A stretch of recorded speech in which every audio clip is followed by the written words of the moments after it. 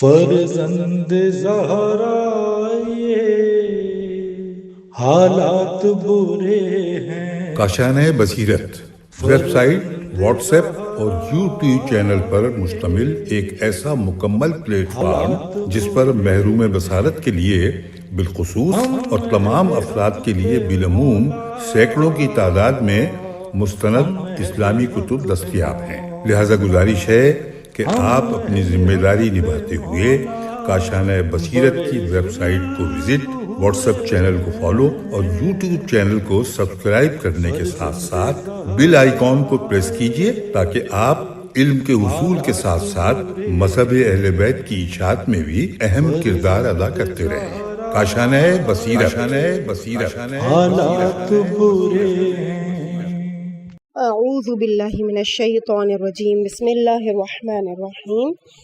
1001 داستان علی، یہ کتاب ریکارڈ کی جا رہی ہے کاشانۂ بصیرت کے پلیٹ فارم سے۔ پیج نمبر ہے 144، ہیڈنگ ہے مہر جناب سیدہ سلام اللہ علیہ۔ حضرت علی علیہ السلام فرماتے ہیں کہ جناب سید المرسلین صلی اللہ علیہ وآلہ وسلم نے مجھ سے ارشاد فرمایا کہ علی اٹھو اور اپنی زرہ بیچ کر آؤ۔ میں نے زرہ بیچ کر اس کی رقم خاتم النبیین کی خدمت میں پیش کی۔ بعض مورخین نے زرہ کی قیمت 400 درہم لکھی ہے، بعض نے 480 درہم اور بعض نے 500 درہم لکھی ہے۔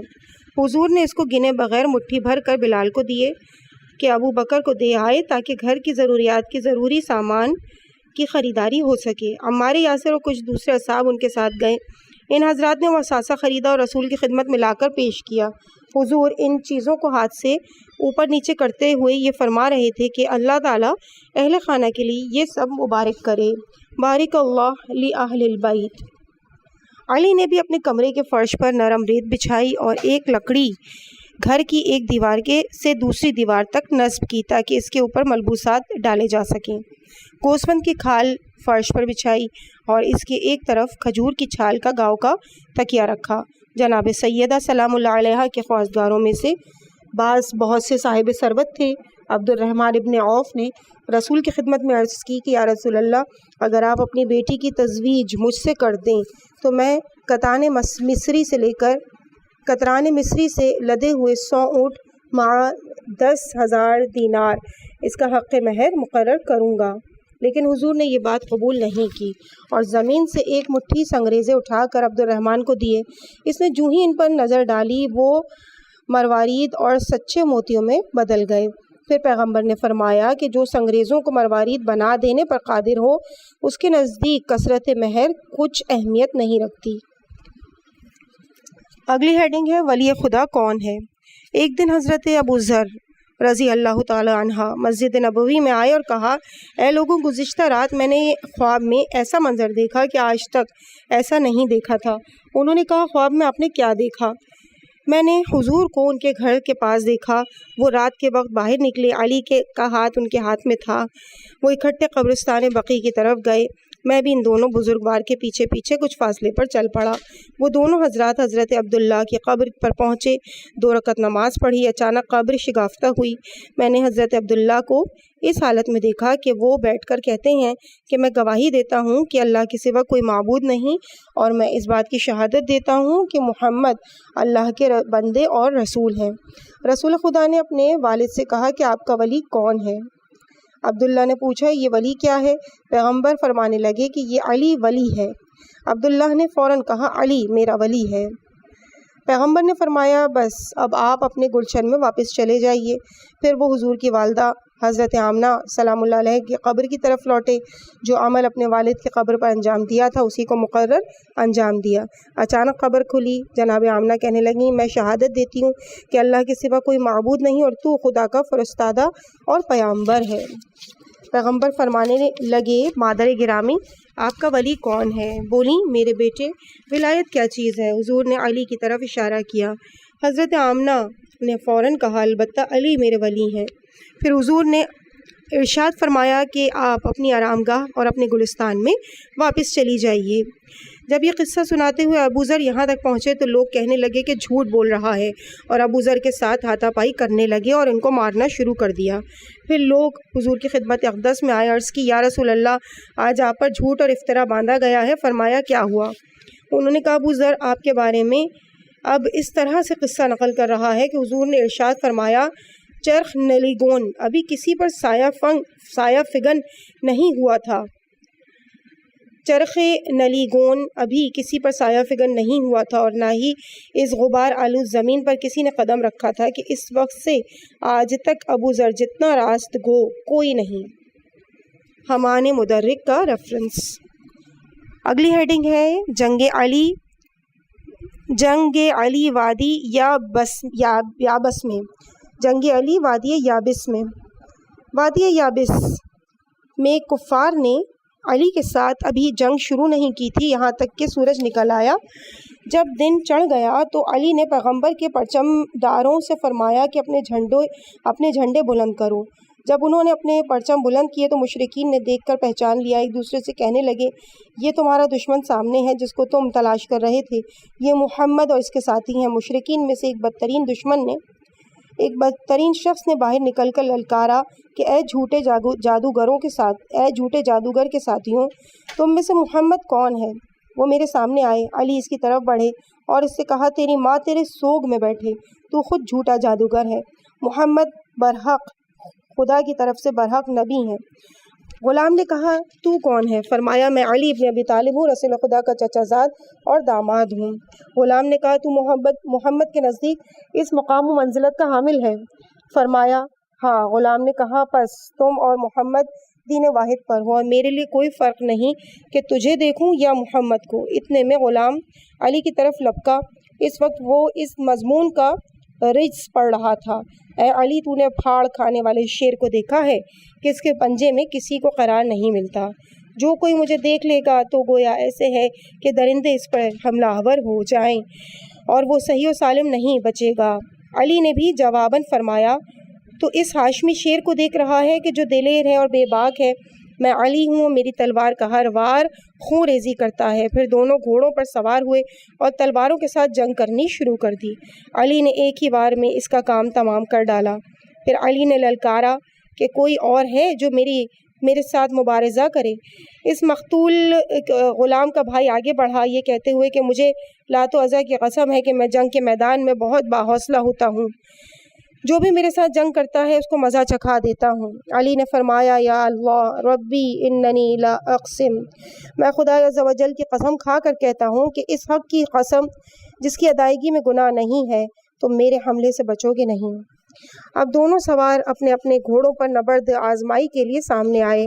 علی کی ایک ہی ضرب سے وہ واصل جہنم ہو گیا۔ اب علی نے چیلنج کیا کہ ہے کوئی اور جو میرے ساتھ مبارزہ آرائی کرے؟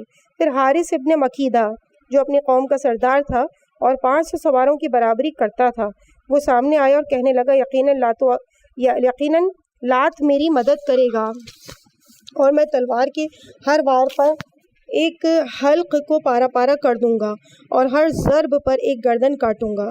علی نے فرمایا خدا کی قسم میں اپنی کاٹ دار تلوار کے ایک ہی بار سے تجھے محمد صلی اللہ علیہ وآلہ وسلم سے دور کر دوں گا۔ اور پھر علی نے ایک ہی ضرب میں اس کو جہنم واصل کر دیا۔ پھر علی مبارز طلب ہوئے۔ اب حارث بن مکیدہ کا چچا زاد بھائی عمرو بن فناک سامنے آیا اور کہا کہ میرا باپ فناک ہے، میں اپنے ہاتھ میں اس تلوار کی قسم کھا کر کہتا ہوں جو کوئی ہماری حرمت کی ہتک کرتا ہے میں اس کا سر اسی تلوار سے قلم کر دیتا ہوں۔ جواباً علی نے اس کو لقمہ اجل بنا دیا۔ علی نے ان کے تمام جنگجو مار ڈالے اور ان کو قیدی بنا لیا، ان کے اموال اپنے قبضے میں لے لیے اور ان کے قیدیوں کو رسول کی خدمت میں لے کر آئے۔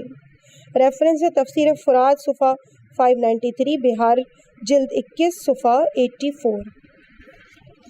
اگلی ہیڈنگ ہے جبرائیل خدمت گزار علی۔ ایک دن جناب رسول خدا صلی اللہ علیہ وآلہ وسلم نے ابو بکر سے فرمایا علی کے پاس جاؤ تاکہ وہ تمہیں کل رات پیش آنے والا واقعہ عجیب و غریب سنائے۔ حضرت ابو بکر اور حضرت عمر علی کے پاس آئے۔ علی نے ابو بکر سے کہا کیا کوئی نئی خبر ہے؟ ابو بکر نے کہا نہیں، مجھے اور عمر کو حضور نے آپ کے پاس بھیجا ہے کہ گزشتہ رات جو واقعہ پیش آیا وہ ہمیں بتائیں۔ اتنے میں سرکار دو عالم بھی تشریف لے آئے۔ انہوں نے یہ بات مقرر فرمائی، اے علی، حادثہ شب ابو بکر و عمر کو بتاؤ۔ علی نے فرمایا یا رسول اللہ، مجھے اس کے بیان سے حیا آتی ہے۔ حضور نے فرمایا اللہ تعالیٰ حق گوئی سے حیا نہیں کرتا۔ پھر حضرت علی نے واقعہ یوں بیان کیا کہ رات کو مجھے غسل کی احتیاج ہوئی، میں نے غسل کے لیے پانی کی بہت جستجو کی۔ مجھے اصل میں خوف یہ تھا کہ میری نماز صبح قضا نہ ہو جائے، لہٰذا میں نے حسن و حسین کو بھی مختلف سمتوں میں پانی کے لیے بھیجا، لیکن پانی دستیاب نہ ہوا۔ میں بہت غمگین ہوا۔ اسی لمحے میں نے دیکھا کہ گھر کی چھت کھلی اور ایک پانی کی بالٹی نیچے اتر گئی، ایک تولیہ اس کے اوپر تھا۔ جب وہ بالٹی زمین پر آ کر ٹھہر گئی تو میں نے اس کے اوپر سے تولیہ ہٹا لیا۔ میں نے اس میں سے پانی دیکھا، اس پانی سے میں نے غسل کیا اور نماز پڑھی۔ پھر وہ بالٹی تولیے سمیت اوپر کو اٹھا لی گئی اور چھت کا شگاف پھر باہم مل گیا۔ حضور نے فرمایا بالٹی بہشت سے آئی تھی اور اس کا پانی حوض کوثر سے تھا، تولیہ بھی استبرق دیبائے بہشتی کا تھا۔ پھر حضور نے حضرت ابو بکر، عمر اور انس بن مالک کے سامنے علی کو مخاطب کر کے کہا مم مثلک یا علی فی لیلتی و جبرائیل یخدمہ، اے علی تیری مانند کون ہو سکتا ہے؟ رات کو جبرائیل امین سید الملائکہ تیری خدمت میں رہے ہیں۔ اگلی ہیڈنگ ہے جنگ ذات السلاسل۔ وادی یابس میں تقریباً 12,000 جنگجو اور اسب سوار تھے۔ انہوں نے آپس میں یہ پیمان باندھا کہ ان کی فوج خون کے آخری قطرے تک رسول اور علی سے جنگ کرے گی، یہاں تک کہ ہم قبل از اسلام کی بت پرستی کو دوبارہ رائج کرنے میں کامیاب ہو جائیں گے۔ جبرائیل نے حضور کو ان کے ارادوں سے آگاہ کیا۔ فرمان الہی کے مطابق ابو بکر کو 4,000 تجربہ گھوڑ سواروں کے ساتھ روانہ کیا۔ حضور نے ممبر پر جا کے فرمان الہی سے تمام عوام کو آگاہ کیا۔ حضور نے خاص طور پر سمجھایا کہ جنگ کا آغاز خود نہیں کرنا اور یہ کہ پہلے ان کی توحید کی طرف دعوت دیں، اگر اسلام قبول کر لیں تو جنگ سے باز رہیں، ورنہ دوسری صورت میں سب کو مار ڈالیں اور بچ جانے والے مردوں کو قیدی بنا لیں اور ان کے اموال اپنے تصرف میں لے آئیں۔ ابو بکر جب دشمن کے مقابل میں آئے تو ان کی چھوٹی سی دھمکی سے ڈر کر جنگ سے متصرف ہو کر مدینہ لوٹ آئے۔ حضور نے فرمایا ابو بکر تم نے میرے حکم کی مخالفت کی ہے، خدا کی قسم تم گناہ کے مرتکب ہوئے ہو۔ پیغمبر اسلام پھر ممبر پر گئے لوگوں کو بتایا کہ ابو بکر ڈر کر واپس آ گئے۔ اب وہی آئی تو فرمان الہی کے مطابق حضرت عمر کو بھی 4,000 سپاہی دے کر بھیجا گیا، ساتھ ہی یہ بھی سمجھایا کہ اپنے بھائی ابو بکر کی طرح نہ کرنا۔ چنانچہ حضرت عمر نے بھی حضرت ابو بکر کی طرح سے ہی کیا، واپس آ گئے، دشمن کی ہیبت دیکھ کر وہاں ٹھہر نہ سکے۔ حضور نے فرمایا کہ اب عصیت اللہ فی عرشہ و عصیتنی وخالفت قولی۔ اب حضور نے فرمایا کہ ابھی جبرائیل کے ذریعے خدا نے مجھے حکم دیا ہے کہ علی کو مسلمانوں کے گروہ کے ساتھ ان کی طرف بھیجو۔ حضرت علی نے بھی ان دونوں سے مختلف راستہ اپنایا۔ وہ وادی یابس میں اتنا نزدیک جا پہنچے کہ دونوں افواج بآسانی ایک دوسرے کو دیکھ سکتی تھیں۔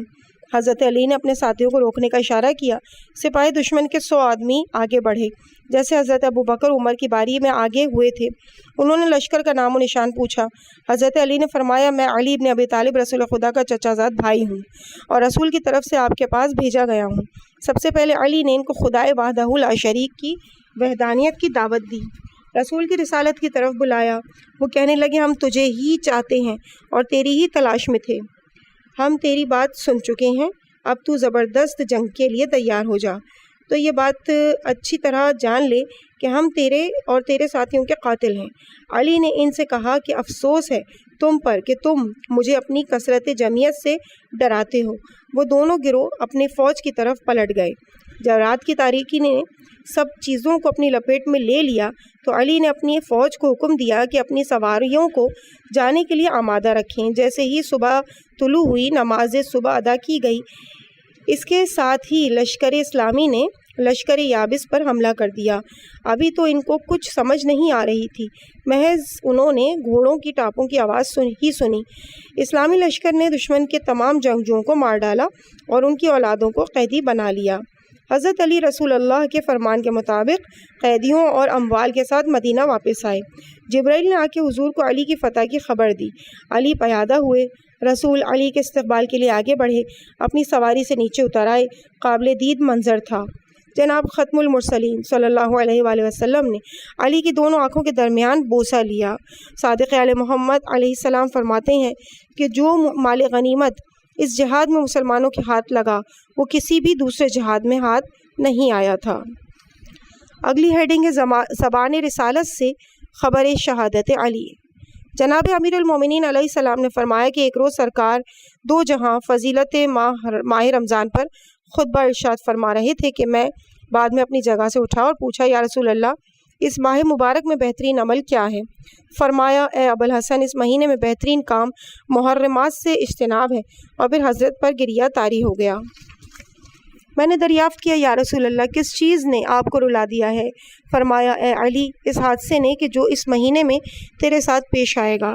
تو اپنے خدا کے حضور نماز میں مشغول ہوگا اور قوم سمود کا کوئی بدبخت شقی اپنی جگہ سے اٹھے گا اور تیری پیشانی پر ایسے ضرب لگائے گا جس سے تیرا چہرہ خون سے رنگین ہو جائے گا۔ جناب امیر نے عرض کیا، یا رسول اللہ کیا جب یہ حادثہ رونما ہوگا میرا دین سالم ہوگا؟ حضرت نے فرمایا کہ ہاں، تیرے دین کی سلامتی کے زمانے میں ہوگا۔ جو کوئی تجھے قتل کرے گا اس نے گویا مجھے قتل کیا، اور جو کوئی تیرے ساتھ کینہ رکھے گا اس نے گویا میرے ساتھ کینہ پروری کی۔ جو کوئی تجھے نامناسب کلمات کہے گا اس نے گویا مجھے ناسزا کہی، کیونکہ تیری قدر و منزلت میرے برابر ہے۔ ریفرنس چے باید کرد مرزا جواد آقا ملکی تبریسی۔ اگلی ہیڈنگ ہے امامت علی کے بارے میں قریش کی تجویز۔ روایات میں ہے کہ جب حضور نے پہلی مرتبہ علی کو رہبر کی حیثیت سے منتخب کیا تو قریش کا ایک گروہ حضور کی خدمت میں آیا۔ عرض کیا، یا رسول اللہ، ابھی لوگ حلقہ اسلام میں نووارد ہیں، وہ اس بات پر راضی نہیں کہ آپ نبوت کے مقام پر فائز ہوں اور مقام امامت اپنے چچازاد علی کو عطا کر دیں۔ اگر اس سلسلے میں تھوڑا سا انتظار کر لیا جائے تو پھر امامت علی کا اعلان فرما دیں۔ حضور نے ارشاد فرمایا کہ یہ کام میں نے از خود انجام نہیں دیا، بلکہ ارشاد خداوندی ایسے ہی ہے۔ وہ کہنے لگے کہ اگر آپ ہماری یہ تجویز قبول نہیں کرتے تو ایک دوسری تجویز بھی ہمارے پاس ہے، وہ یہ کہ امر خلافت میں قریش کے کسی فرد کو علی کا شریک و سہیم قرار دے دیں تاکہ قریش کے دلوں کو ذرا اطمینان ہو جائے۔ اس وقت جبرائیل امین وحی لے کر آئے، سورہ زمر کی آیت نمبر 65 پڑھ کر سنائی، اگر تو مشرک ہو جائے تو تیرے تمام اعمال اکارت ہو جائیں گے اور تو نقصان اٹھانے والوں میں سے ہوگا۔ اگلی ہیڈنگ ہے اے علی ابن ابی طالب زندہ و پائندہ رہو۔ جناب امیر المومنین فرماتے ہیں کہ ایک دن ابو بکر، عمر، عثمان، طلحہ، زبیر، سعد، عبد الرحمن ابن عوف اور چند دوسرے اصحاب حضور کے پیچھے پیچھے ام سلمہ کے گھر آئے، لیکن وہاں انہوں نے مجھے دیکھا کہ میں حضور کے ساتھ گھر میں بیٹھا ہوا ہوں۔ مجھ سے انہوں نے حضور کے بارے میں دریافت کیا۔ میں نے ان سے کہا، آپ ذرا ٹھہریں، حضور بھی گھر سے باہر آ جائیں گے۔ حضور فوراً ہی باہر تشریف لے آئے۔ میری پشت پر دست مبارک پر سے تھپکی دے کر کہا، اے ابو طالب کے بیٹے، تم زندہ و پائندہ رہو، میرے بعد لوگوں کے درمیان تم ہی فیصلہ کرو گے۔ تم 6 وجوہات کی بنا پر ان پر یعنی قریش پر فتح مند ہوگے، جبکہ ان میں سے ایک بھی صفت قریش میں نہیں۔ سب سے پہلے تو یہ کہ تو ان میں خدا کی ہستی پر ایمان لانے والی پہلی شخصیت ہے اور خدا تعالیٰ کے احکامات کی بجا آوری میں سب سے پائیدار، محکم اور استوار ہے، اپنے ماتحتوں پر سب سے زیادہ مہربان ہے اور فیصلہ کرنے میں سب سے زیادہ دانش مند اور حقوق کے مساویانہ تقسیم میں محتاط ترین، اور تیرا مقام و منصب بارگاہ عہدیت میں بلند ترین ہے۔ ہیڈنگ فضیلت زیارت قبور معصومین علیہم السلام۔ حضرت علی علیہ السلام پیغمبر اکرم صلی اللہ علیہ وآلہ وسلم سے روایت کرتے ہیں کہ حضور نے ارشاد فرمایا، اے علی، خدا کی قسم، تو سرزمین عراق پر قتل کیا جائے گا اور وہیں پر دفن ہوگا۔ میں نے عرض کی کہ یا رسول اللہ، کیا اس شخص کے لیے کوئی برتری اور فضیلت ہے جو ہماری قبور کی زیارت کو آئے اور روضات کی تعمیر میں حصہ لے اور زمانے کے دست برد سے ہماری قبور کی نگہداری کرے؟ حضور نے ارشاد فرمایا کہ اے ابوالحسن، خدائے بزرگ و برتر نے آپ اور آپ کے فرزندوں کے قبول کو بہشت کی قطاعت قرار دیا ہے اور وہاں کی دل پذیر فضاؤں کو جنت کے میدانوں کے ہم پلہ کہا ہے۔ اللہ تعالیٰ نے اپنی مخلوق میں سے برگزیدہ ہستیوں کو آپ کا اشتیاق عطا کیا ہے، اسی لیے قبور کی زیارت کی راہ میں جتنی بھی دشواریاں اور خواریاں تحمل کرنا پڑیں وہ ان کے لیے قرب الہی کا ذریعہ ہیں۔ ریفرنس اثبات الہدایہ جلد 1 صفحہ 487۔ اگلی ہیڈنگ ہے عجیب ترین لوگ۔ جناب رسالت مآب صلی اللہ علیہ وآلہ وسلم نے ایک طویل ترین وصیت میں مولا متقیان علیہ السلام سے ارشاد فرمایا، اے علی، زمانہ آخر میں ایمان و یقین کے اعتبار سے لوگ بہت ہی عظیم اور بزرگ ترین ہوں گے، کیونکہ انہوں نے حضور کا زمانہ بھی نہ دیکھا، اس کے باوجود ان کو سمجھا اور ان پر ایمان لائے۔ امام آخر الزمان علیہ السلام بھی ان کی نظروں سے پناہ ہوں گے، لیکن وہ صرف سفید صفحات پر لکھے گئے نوشتوں پر ایمان رکھتے ہوں گے اور اس منزلت کے حامل ہو جائیں گے۔ ریفرنس ملا یحذر الفقی صفحہ 269۔ اگلی ہیڈنگ ہے حسنین کے مابین فیصلہ۔ امام حسن اور امام حسین علیہ السلام کی ولادت میں 1 سال سے زیادہ فرق نہ تھا۔ ایک روز دونوں بھائیوں نے ایک صفحے پر اپنی تحریر لکھی اور نانا جان کی خدمت میں لے آئے۔ پوچھنے لگے کہ نانا جان، ہم دونوں میں کس کی لکھائی اچھی ہے؟ حضور دونوں میں سے کسی ایک کی لکھائی کو ترجیح نہیں دینا چاہتے تھے، فرمانے لگے کہ دونوں کی خوبصورت ہے۔ حضور نے فرمایا، میرے پیارے بچوں، میں تو کسی مکتب میں نہیں گیا اور الف با تک نہیں لکھی، حتیٰ کہ وحی الہی بھی خود نہیں لکھتا۔ خط شناسی تو وہ کر سکتا ہے جو خود لکھ سکتا ہے۔ بہتر یہ ہوگا کہ اپنے والد محترم سے جا کر پوچھیں، کیونکہ وہ کاتب وحی الہی ہیں۔ بچے باپ کے پاس گئے اور ان کو اپنی لکھائی دکھا کر پوچھی کہ کس کی لکھائی بہتر ہے۔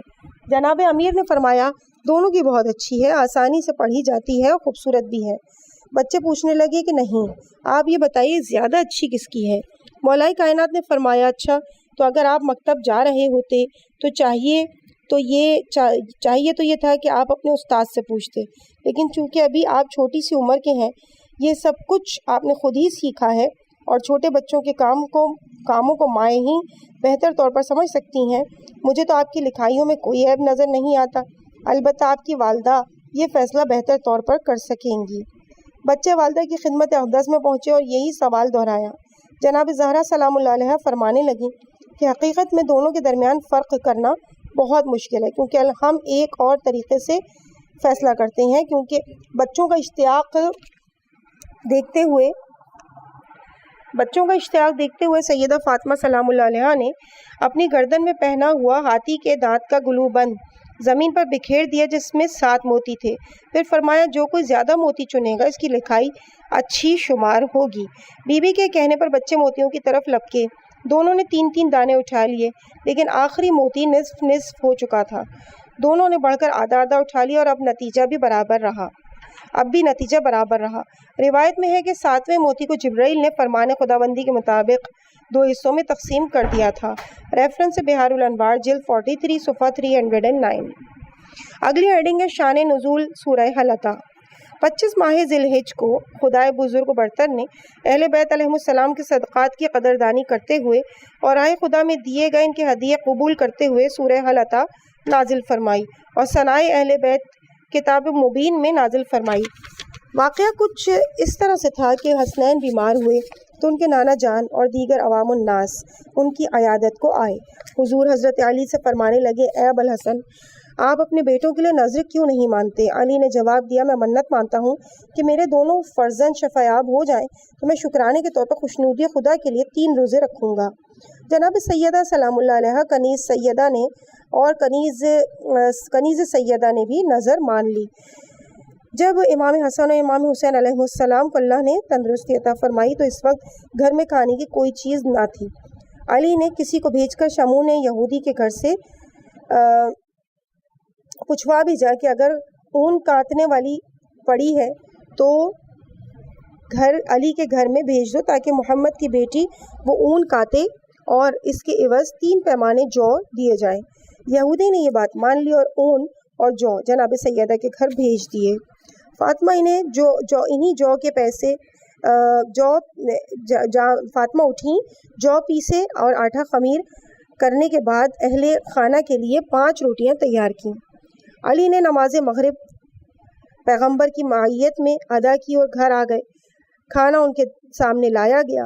اتنے میں ایک بیچارے سائل نے دروازہ اہل بیت پر آ کر عرض کیا کہ اے اہل بیت محمد، آپ پر سلام ہو، میں ایک مسکین مسلمان ہوں، مجھے کھانا دو تاکہ خدائے کریم آپ کو بہشت کی نعمات عطا کرے۔ جناب امیر نے یہ آواز سنی تو فرمایا یہ روٹیاں اس سائل کو دے دیں۔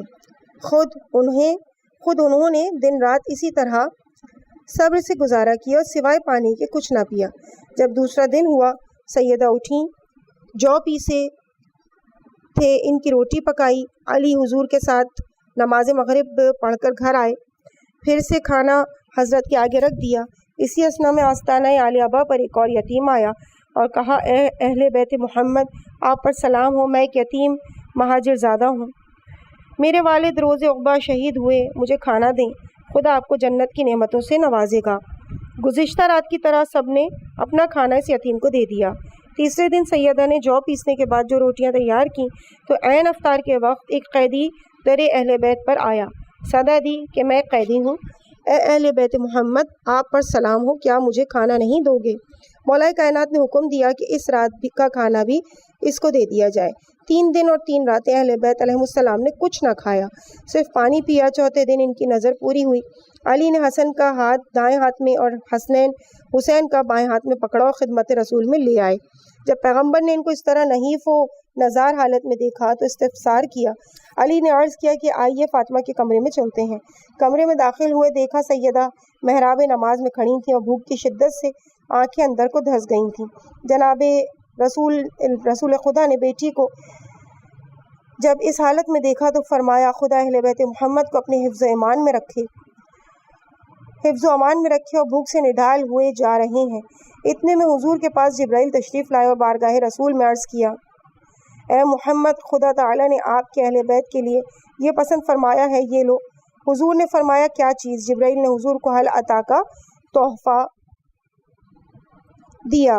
ثعلبی نے روایت کی ہے کہ اس دن اہل بیت پر جو مائدہ آسمان سے نازل ہوا تھا اس میں سے وہ 7 دن تک نوش فرماتے رہے۔ اگلی ہیڈنگ ہے مقام امام علی علیہ السلام۔ ایک دن جناب رسول خدا علی اور فاطمہ کے گھر تشریف فرما تھے۔ حضور نے پانی منگوایا۔ علی، فاطمہ اور حسنین علیہم السلام جناب رسالت مآب کے قریب ہی بیٹھے تھے۔ جب پانی لایا گیا تو جناب رسول خدا نے سب سے پہلے پانی کا برتن حسن کی طرف بڑھایا، پھر حسین کو دیا، پھر سیدہ صلوات اللہ علیہا کو دیا۔ ان میں سے جو کوئی پانی پی لیتا تو حضور فرماتے یعنی خدا اس کو آپ کے لیے بہت خوشگوار بنائے۔ لیکن جب پانی کا برتن علی کو دیا تو انہوں نے بھی اس پانی میں سے پیا۔ حضور نے ان سے فرمایا تجھے بھی یہ پانی گوارا ہو اے میرے ولی، اور مخلوقات پر میری حجت۔ اتنے میں حضور نے سر سجدہ خالق میں رکھ دیا۔ سیدہ نے عرض کیا بابا، آپ کے اس وقت کے سجدے کا کیا رمز ہے؟ حضور نے فرمایا کہ جب آپ سب نے پانی پیا تو میں نے کہا کہ آپ سب کے لیے پانی گوارا ہو۔ اب میں نے اپنے کانوں سے سنا کہ جب میں نے علی کے لیے کلمات کہے تو جبرائیل و تمام فرشتے بھی ہم صدا تھے، اور میں نے خدائے بزرگ و برتر کی آواز بھی سنی۔ ندائے غیبی بھی یہی تھی۔ میں نے ان نعمات کے اظہار کے تشکر کے لیے سجدہ کیا تھا۔ اگلی ہیڈنگ ہے قبا میں ورود۔ حضور کو دارالندوا میں مشرکین کی سازش کے بارے میں وحی کے ذریعے اطلاع مل چکی تھی۔ جب وہ مکے سے نکلے تو غار ثور میں 3 دن قیام کیا۔ ان 3 دنوں میں حضرت علی حضور کو خوراک کے ساتھ مکے کی اندرونی اطلاعات بھی باہم پہنچاتے رہے۔ چوتھی رات حضرت علی کو ضروری ہدایات دینے کے بعد جناب رسالت مآب کسی دوسرے راستے سے یثرب روانہ ہوئے۔ 9 دن کے بعد 12 ربیع الاول پیر کے روز قبا کے مقام پر پہنچے۔ ادھر حضور کی ہجرت کر جانے کے 3 دن بعد تک علی نے حضور کے احکامات کی تعمیل کی، پھر اپنی والدہ فاطمہ بنت اسد اور زوجہ فاطمہ بنت محمد اور فاطمہ دختر زبیر اور کچھ دوسرے لوگوں کے ساتھ مکہ اور مدینہ کے درمیان کا 470 کلومیٹر کا فاصلہ طے کرنے پیادہ چل پڑے۔ 25 ربیع الاول جمعرات کے روز قبا کے مقام پر حضور سے جا ملے۔ اگلی ہیڈنگ ہے علی علیہ السلام کے لیے مرغ سرخ کا لقب۔ جنگ بدر جو کہ ہجرت کے دوسرے سال 17 رمضان کو ہوئی، اس میں 313 مسلمان افراد نے شرکت کی، جن میں سے 82 مہاجر اور 231 انصار تھے۔ اس جنگ کے ابتدائی مراحل میں چاہ بدر کے اطراف میں افواج صف بستہ ہوئیں۔ دشمن کی طرف سے جنگ کا آغاز کیا گیا۔ انفرادی مرحلے میں دشمن کی فوج کے سرکردہ افراد عتبہ، شیبہ اور ولید حضرت علی کے ہاتھوں ہلاک ہوئے۔ حضرت علی فرماتے ہیں کہ جب بھی جنگ زوروں پر ہوتی، ہم حضور کو ایک حفاظتی دستے کی پناہ میں رکھتے۔ مورخین لکھتے ہیں کہ اس جنگ میں 70 افراد مشرکین کے مارے گئے، جن میں سے 36 علی کے ہاتھوں ہلاک ہوئے۔ اسی لیے کفار قریش نے علی کو مرغ سرخ کا لقب دیا۔ اگلی ہیڈنگ ہے ایثار علی اور الہی دسترخوان، اور اسی کے ساتھ صفحہ نمبر 159 کا بھی اختتام ہو رہا ہے، اور ہم ریڈنگ کے اس پارٹ کو یہیں پہ روکتے ہیں۔ انشاءاللہ اس سے آگے ریڈنگ کو آپ کے سامنے اگلے پارٹ میں بیان کیا جائے گا۔ ہیڈنگ ایثار علی اور الہی دسترخوان سے آغاز کیا جائے گا۔ مجھے اپنی دعاؤں میں یاد رکھیے گا۔ والسلام علیکم ورحمۃ اللہ وبرکاتہ۔